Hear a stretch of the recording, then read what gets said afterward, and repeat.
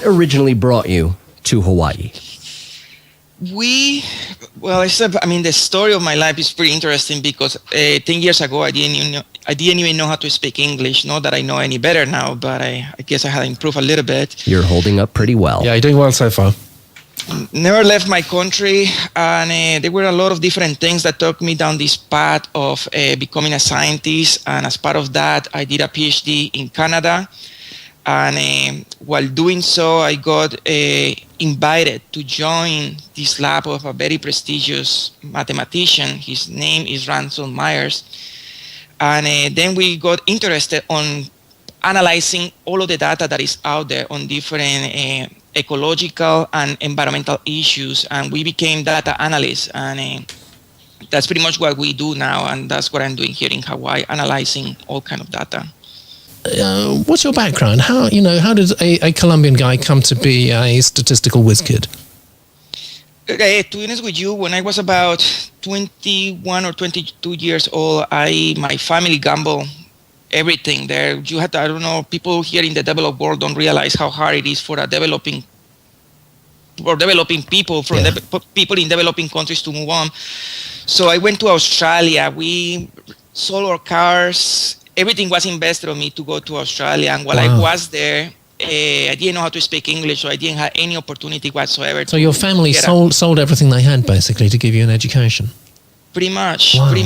And the story goes that I get to Australia thinking that I was going to knock at the door of this professor there, and he was going to say to me, wow, I'm very impressed by this. Come on, join my lab. And he pretty much said to me, well, I don't think so, man. You need to earn your rights to be here. Yes.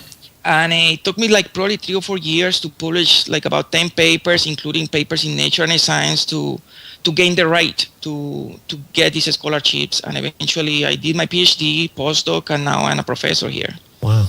Well, congratulations. And you're a young guy still, aren't you? Yes. Well, I don't know. Yes. Actually, it's interesting because in my classes, some of my students are older than I am, so it's pretty hard to tell who the professor is. I'm surprised that you've learned English this well in Australia. Yes, exactly. Don't speak with an Australian accent. I have to tell you, I mean, the story is so funny because I show up there, I don't know any English whatsoever, and this guy started talking to me in the bus. Hey, mate, do you want to do something? And I was looking in my dictionary and see what mate means, and I read mate, and I was, no mate. That was part of the slang, but the definition meant something that I just didn't want to have. That's fantastic. That's no, my girlfriend's name is not Sheila. Why do you ask? Fantastic. So, to the bulk of your study, sir, it's quite a humbling story, going to Australia on academic merit, ending up in Hawaii, and now on the media circuit. Well, let's just tell everyone. I mean, Camilo, you came to our attention because of the media blitz that you've had over the past few weeks. I mean, you've done an enormous amount of media, haven't you? Just tell us a bit of it. Well, this is not the first paper that we do that get such a publicity. 2 years ago, we did a discovery of a new pattern that allows you to calculate how many species are there on the planet. And that paper got coverage also by all the major news streams like Washington Post, New York Times. Mm-hmm. But I had to admit, though, that this one paper was by far the most scary one because, people is very sensitive to this topic, and I just don't get it why. It's the same approach that we had taken in other papers, but this one time, some people reacted to it. Well, there's a huge amount of vested interest in the change in climate. What flagged our attention most was that your study, as opposed to many others, targets climate change happening at different rates in different parts of the globe. So if I can put it to you this way, you said that your study says that London will be uninhabitable in about 2046, and same with Hawaii. And okay, I live in London, and the plan was to retire to Hawaii, and I'm going to be 70. That's going to be the time when I want to just kick back with my wahine and, have some so this is personal. This cocktails, is personal. bro. And now please tell me this, for those of us in London and as well in Honolulu, Where are we supposed to go? And please don't say Alaska, because I was there this summer and it sucked. Reykjavik. Was it too hot or why? Why did it suck too much? Oh, well, first of all, the state bird should be the mosquito. They're not any bigger, but they will go through clothing. They will go through jeans. They're voracious. Okay. Because this is going to be, I think, a family-friendly show, I went out for a midnight piss, and let's just say I lost a little blood in an area that I really was not looking forward can see to why you losing don't like any Alaska. blood. Yeah, Hence, seems totally reasonable to Alaska, me. not my favorite place. No, I just don't think I could deal with 9 months of winter. I mean, global warming, as you ask the natives in Alaska, and they will tell you the permafrost is melting. It's certainly happening up there. But your models say that Anchorage, Alaska will be one of the last places affected. Where should we move, please, Professor Mora? I mean, there are multiple things about our paper, though.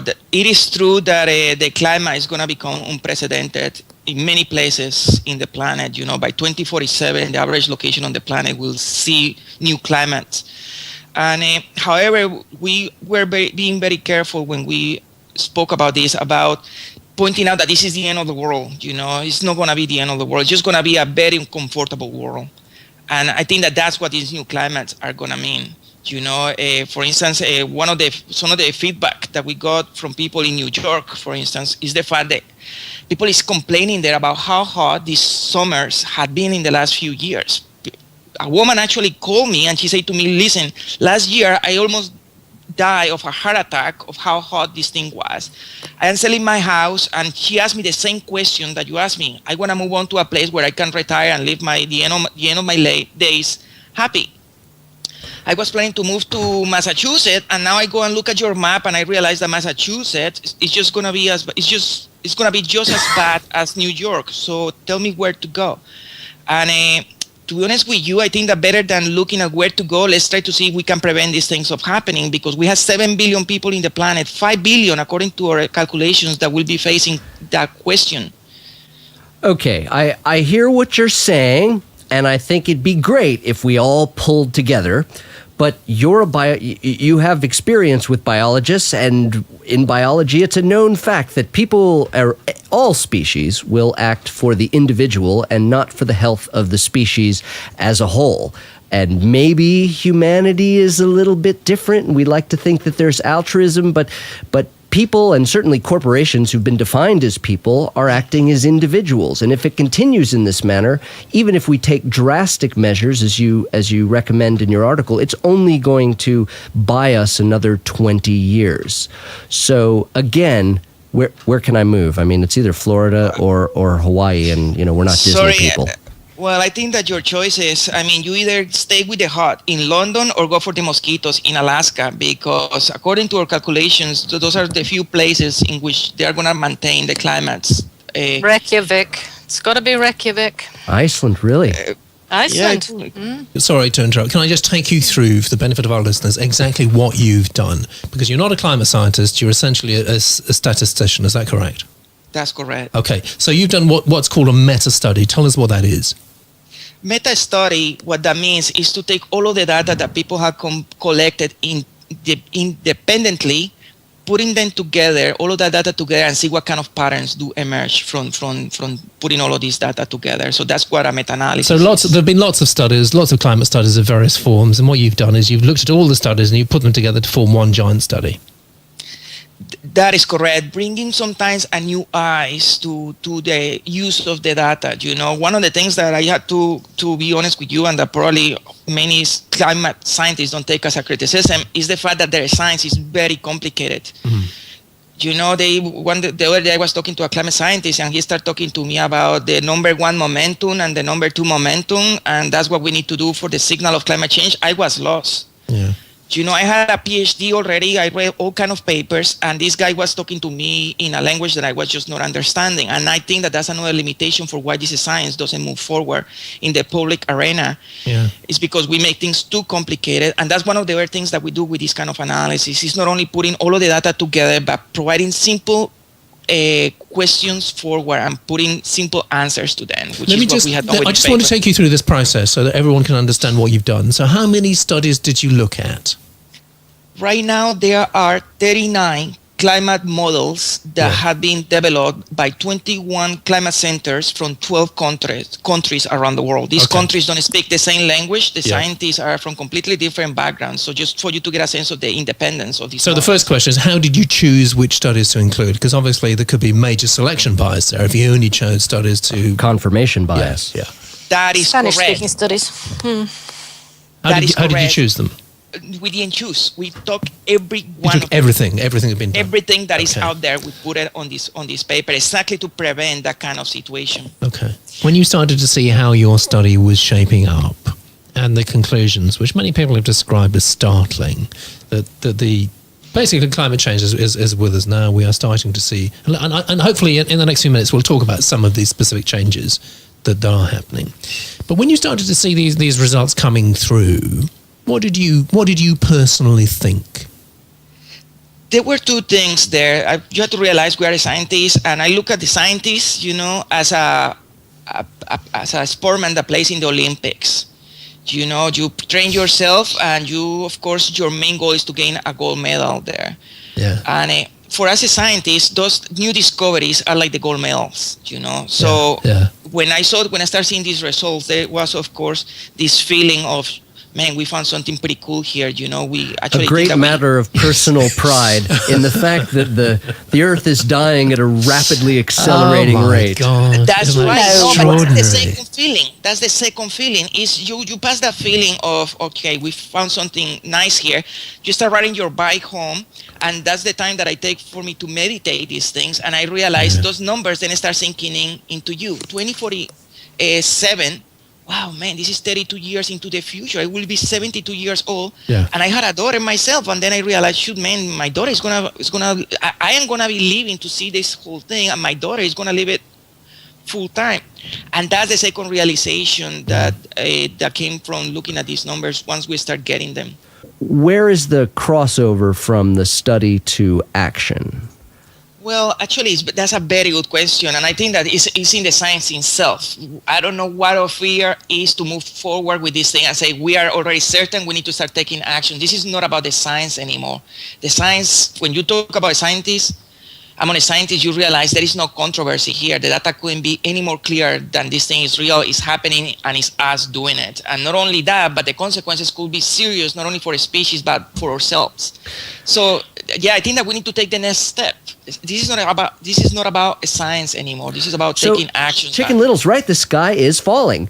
That's absolutely right, man. Like, I am telling you, I agree with you on that so much. We don't live in Hawaii. We don't live in planet United States. We live on planet Earth. And until we realize that all of these things are connected, there is very little hope that we can make any difference there. Because you are right.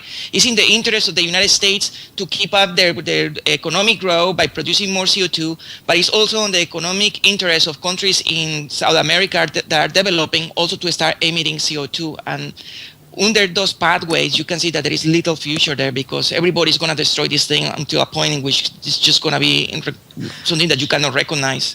Trouble is, what it actually needs is to be, as it were, sexed up. It needs, that there's decent, almost marketing, that people have some information, people are given some hope, and people are given ideas of what to do. And I think the problem is, a lot of the time, talking about climate change, I don't suppose a lot of ordinary people are going to be checking out the details of what happens in Warsaw. Because it's not going to be interesting to them. They're not. And what they actually need to do, as you say, it needs to be broken down into bite-sized chunks. It needs to be put into, bits that you can absorb, as it were. Not too depressing, because actually there is a point where you think, oh, stuff it, there's not much point doing anything, is there? People feel so disempowered in any case, don't they?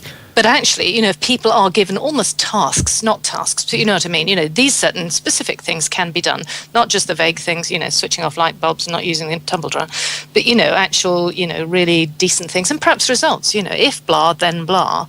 But I do think it needs to be led by somebody charismatic. It needs to... You're talking about Ian, obviously. I'm talking about Ian. I'm talking about Justin Bieber, clearly. Well, it's yeah, why not? I agree with that.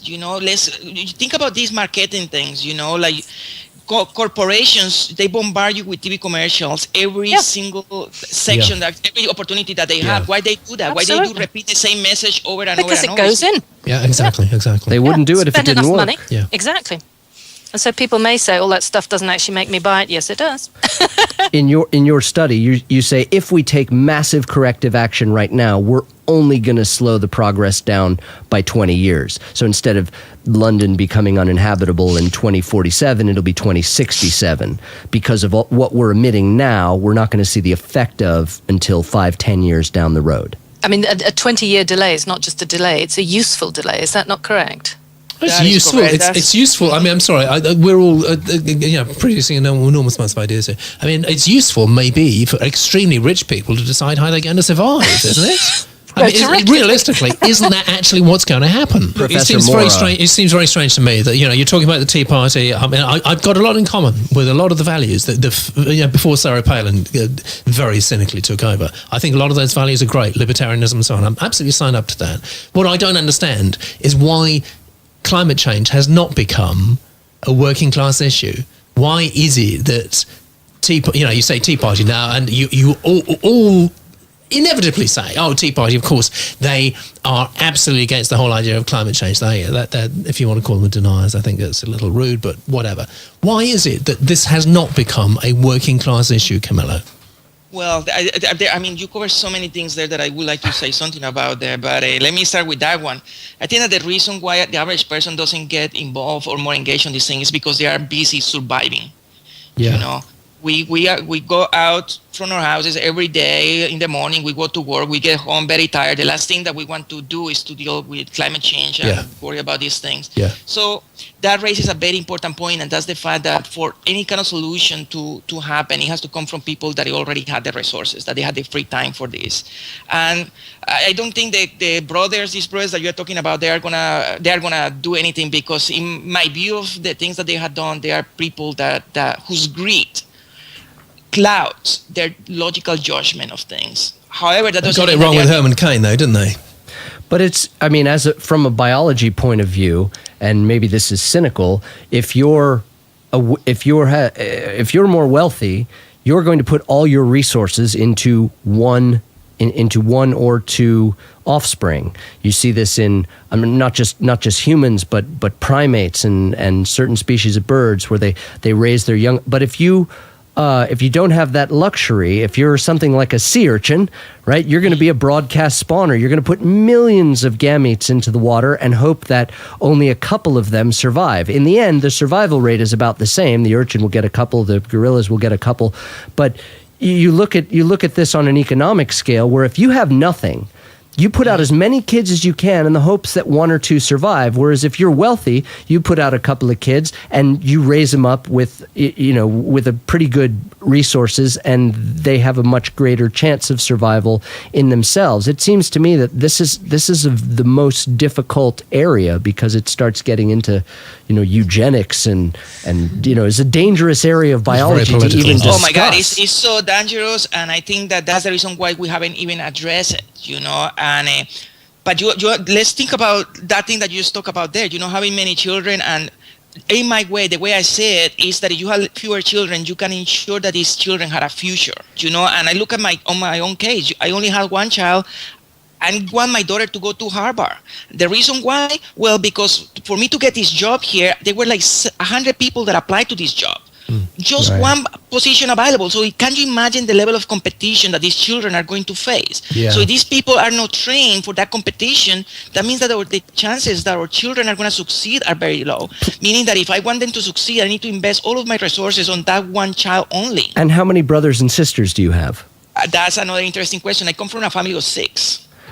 And there it is, right there. You've gotten a toehold in the Western world, which is absolutely genius. Your story of coming through and the challenges you've faced are amazing and impressive and humbling. And once you're here, you're like, you know what? I'm having one child. But this is the whole point, Ian. You're talking almost as if it's two poles. You're either in the one child camp or you're in the, let's have 10. As if there's not a large sort of grey area. Where is the grey area? Because the UK, for instance, Camilo himself is in a grey area. If he'd stayed in Colombia, he'd have had 8 children. Absolutely. If he'd stayed there, and where is the grey area? I think the grey area is all the other people who are not at both one end of the pole or the other. The people who could be educated into potentially having less children. she said, with 4 children of her own. But, there is, and, as, the world gets more civilized and more educated, as it were, then people do tend to have less children. But there is a potential shift, and there's a heck of a lot of people in that grey band. I don't know that about potentially that. could respond. I'm not sure that's the answer. I would I'll disagree. just tell you that now. I think a lot of people would say, nope, I'll turn off my air conditioning and have my next child. See, I would disagree with you, Ali. I would say that the global average is 2.5 children, and that's because there's 6 of them in the developing world and 1 in the Western industrial countries. That average, that gray area, is created by the poles. I want to ask everybody a question, please. I'm going to ask you, Ali, first, and then I'm going to ask Ian, and then I'm going to ask our special guest, Camilo. Survival over the next millennium. What do you rate our chances, Ali? Oh, me, I'll be fine. Well, you're not going to be. I can tell you 100% certain you were not going to be around in 1,000 years' time, but I'm talking about our species. No, I think there's a very good chance, because I think we almost have a picture of a juggernaut that's actually going to keep going until, as you say, it runs out of petrol, until we sort of shut us to a halt. I think it's going to be like a bungee. I think there's going to be a gradual slowing, that people are going to, more and more get to grips with the problem. And I think given a bit of time, there is a possibility that we are able to make some changes, either as a society or that there is biodiversity. So better than 50%? I would hope. Okay. Oh, Ian, yes, better than 50%. Ian. Well, I'm going to consult Professor Coyne here, and give it a flip. Tails, no. I think there's going to be a massive cull of the human population as we become more dense. It'll probably take the form of some disease, whether it's inflicted by some sort of weapons program or a natural... Well, disease is going to happen in any case, isn't it? Diseases are going to happen because of climate change. Because different diseases exactly. are going to Malaria move into different is spreading geographical north. areas. Yeah. West Nile virus is spreading north. The tropical viruses, as the world warms, will spread to places that have no immunity for it. Yeah. I think there's going to be There's always, if you look at any population, there's going to be a yo-yo effect. There's going to be a big migration in any case. Yeah, there'll be a big migration. And that's going to bring disease. And in the end, if Professor Mora is correct, there'll be a healthy group of folk still surviving in 1,000 years in Anchorage. So give me a percent. Oh, 100% we're going to make it. There'll be some representatives of the human race. I like to think we are unique, certainly as species. And 1,000 years in terms of evolutionary history is not a lot of time. But you're talking about a bunch of people, and we might as well be talking about the Stone Age. What do you think, Camilo? Let me just very quickly add that the elephant seal population went down to about 150 in the 1800s, and now there's thousands. But that's very unusual for a population to decline below, sustainable levels and come back again. Most don't, actually. Okay, let's ask Professor Mora. Yeah, let's ask. I give ourselves 100% chance that we are going to make it out of this. I think that, however, that this is good news for the evening. But no, here is the bad news, though. And I give a 0% chance to many species on this planet. We calculated already that by the middle of next century, we will reach a level of extinction that will be matched by 5 massive extinction events that have happened in the history of our planet. It's the next big extinction. Yeah, okay. Okay, Dr. Mora, your first study, you co-authored a research article entitled "How Many Species Are There on Earth and in the Ocean?" And I believe you came to about 9 million. Is that correct? Yes, give or take a little bit. Okay, yes. so it's 8.7 or something. This is how many million species there are on Earth at this particular moment. But over the course of the history of the planet, that's if you don't subscribe to the Earth is 6,000 years old, and if you are, I suggest you do some further reading. Well, you won't be watching us if you do that, really. That's probably either that or you'll have broken your monitor. We've had a 99.9% extinction rate of all creatures that have graced the Earth since its inception as a place that's hospitable to life. Everything from bacteria through to the ancient echinoderms of the ocean floor. There was a tiny little worm called the larvation that somehow became vertebrates, most of which have died off, Archaeopteryx, the dinosaurs, and now we're left with what's left, that 0.1%. So my question to you, and this is taking it back a quantum step, is everything goes extinct. And who's to say that when the atmosphere became toxic and full of oxygen because of the life processes of bacteria, and we had a mass extinction, and then there was a meteor that probably hit that wiped out the dinosaurs, and we've had ice ages that have come and gone. Maybe this is the next phase of the Earth's evolution. Well, that's what Camilo was just saying. It's the next mass extinction event. The next mass extinction is an anthropogenic climate change. Would you agree with that? That this may just be the next stage of the Earth's evolution? That is correct. I mean, to be honest with you, that's absolutely correct. We are one other species causing a lot of extinction there. However, and this is the important thing, we go back to the original conversation, to the beginning of the conversation, when we talk about the fact that we are a selfish species and we all care just about ourselves. All species. We all act for the individual if we take ourselves down to the animal level. Well, it's a separate discussion. I do believe in altruism, actually.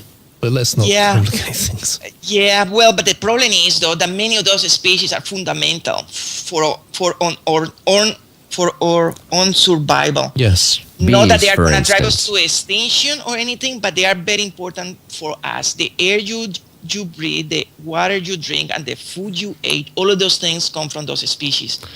And now we are talking on the fact that 75% of the species on the planet could be gone extinct by the year 2150. And if bees are among those, then we're looking at massive crop failure and an inability to feed our population. And then it comes down to who's got the guns and who's got the canned food. And I'm going to say the U.S. probably leads in both categories. That's one thing. The other thing, you don't want to make it so dramatic, is the cost. Because you can go and fertilize these plants yourself, but it's going to make the food a lot more expensive. And of course, what it's going to make is going to make this gap between the poor and the rich even bigger, because the people that can afford will buy it, and the people that don't, they will starve. Well, and it's not that they're going to die. If you have to hand pollinate things like corn, you're looking at a population die-off of unprecedented, Black Death scale. Tonight has been absolutely eye-opening for me, because I can certainly see the political and social dimensions to what you're talking about. And at the moment, I think in the UK and the US, the rich are getting richer, the poor are getting poorer. People are saying in the UK, there's never been it's never been as bad. Actually, never in had a terms division of wealth like this in human history. It was certainly not since Victorian times, industrial age and so Even on. more so. Yeah, and now what we're looking at is that process going even more extreme, which I've got to say frightens the pants off me, actually. Well, emotionally, if I can weigh in on an emotional level, I love coral reefs. I absolutely love the coral reefs. That's where I feel that nature, that the planet is at its most glorious. There's so much diversity. You never know what's going to swim out of the blue. Someone was just snorkeling off of the coast of Catalina, where I used to work, and they found a dead oarfish. It's like 15, I saw that picture. It's extraordinary. 15, 18 feet long fish that lives in the ocean depths. That's never, they've the best specimen ever brought up. It's just miraculous. And so the part of me that sees the acidification of the ocean and the watering, the decreased salinity and the ozone layer, more UV light penetrating and corals having massive bleaching event, it makes me grieve. It really saddens me. There's nothing I like better. And, going to Hawaii, for instance, and just putting on a mask and snorkel, that to me is bliss. If I'm on a coral reef, I'm a happy guy. And to see that die, I feel this absolute upwelling of grief when I see, a place like the Maldives, where there's just a boneyard where there used to be a healthy reef. But taking it back, there are people that I love just as much, and they're going to die. And that we may be in the most incredible age of technical revolution, but we're also in an age where things are going to die, loved ones as well as species. And when you look at a place where the tiger, a Chinese sign of the zodiac, may in fact go extinct because of Chinese traditional medicine, it's really saddening, and I feel that grief. But maybe part of our time here during this age is to learn to overcome that grief and to witness it, because can we do anything to stop it as a species? Well, Camilo can answer that if anybody can. No, well, I think so. Because, see, we have people like you already that somehow has been moved to appreciate and love these things that we are destroying.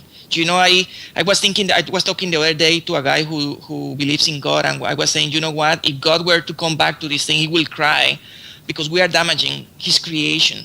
his creation are not only us, are all of these species, and here we are destroying all of these things. So let's use that as the argument to prevent those things from happening.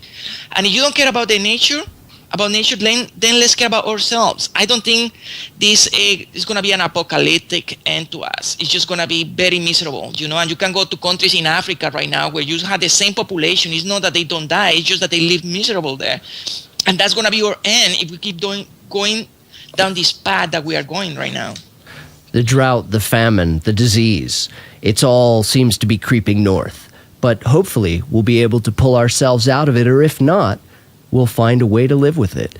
It's very depressing, but it's also, we're challenged right now to be the best, as a species, to be the best as a civilization than ever. And it's an exciting. The gauntlet's been thrown down. Yeah. And I like Professor Mora's biblical argument, because if you want to look at the Judeo-Christian history, which comprises a good percentage of the planet, if God made us stewards of the earth, we're kind of doing a terrible job. So maybe it's the Christian thing to do to turn things around. Thank you, Professor Mora, for joining us here tonight on Litopia After Dark. Please tell us where we can find you on the web, because we would love for your website count number to be more than 200 on a daily basis. Well, thank you very much for inviting me. It is very interesting. This is by far the best interview I have had so far. Yeah, fantastic. Hey. How about that? Let's hear it. Yes. So, thank you very much for that. And as for the webpage, you can just Google my name. One of the coolest things about this media outreach last week is that make my webpage to go up to the top of Google. So if you Google my name, it will show up there at the top. And I welcome people to visit the webpage. All of the data that we collected is made available. People can play with it. You don't really need a PhD degree to analyze this data. Cool. That's pretty cool. This data is now like there. Nice idea. Yeah. Well, thank you so much, Camilo. Really appreciate you. And thank you to our usual co-host, Mr. Peter Cox, super agent. Thank you for running the dials and working the 747 that is this studio. And to Allison Gardner for bringing us the medical, the literary, and the feminine touch. Thank you very much for that, Allie. Oh, it's been fun. Thank you. I'm Ian Wynn, the Techno-Pagan Octopus Messiah. You've been listening to Litopia After Dark, and we wish you a cool night. Night. Good night. Good night.